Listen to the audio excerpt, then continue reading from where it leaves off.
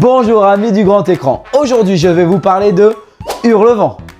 Réalisé par Emerald Fennell avec Margot Robbie, Jacob Elordi et Wong Cho. Ce film a eu la note de 2,8 sur 5 sur Allociné.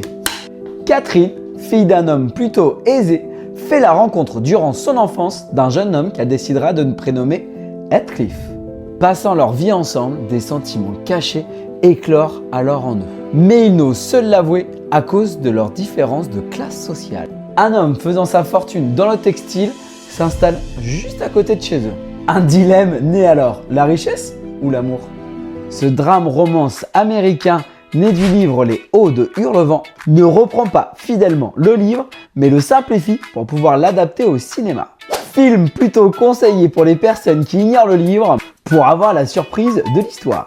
Film légèrement quand même décevant quand on voit la qualité du casting et le budget pris pour ce film.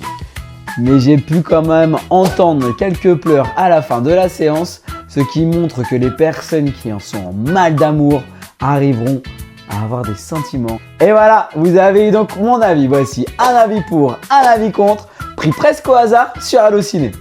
Ouais, je m'en fous moi, Saint-Valentin ou pas Saint-Valentin, tu me les embarques là, les Bonnie and Clyde là ou je sais pas quoi là. Ah salut, c'est moi Patrick le flic. Bon, je vais être honnête, vu les critiques, je m'attendais mais à être extrêmement déçu. Et pourtant, ce film c'est bien la preuve qu'il faut faire son propre avis messieurs dames. Certes, il va diviser, mais quel visuel! Les décors sont somptueux, la bande son est magnifique. Les deux acteurs principaux sont époustouflants. Vous ne ressortirez pas indemne d'une telle œuvre, messieurs dames. Et celui qui ne versera pas sa larmichette, attention, ça sera une amende. Je t'ai dit, tu me embarques le Bonnie and Clyde là. Ouais, salut, c'est moi, c'est Hélène Laroute.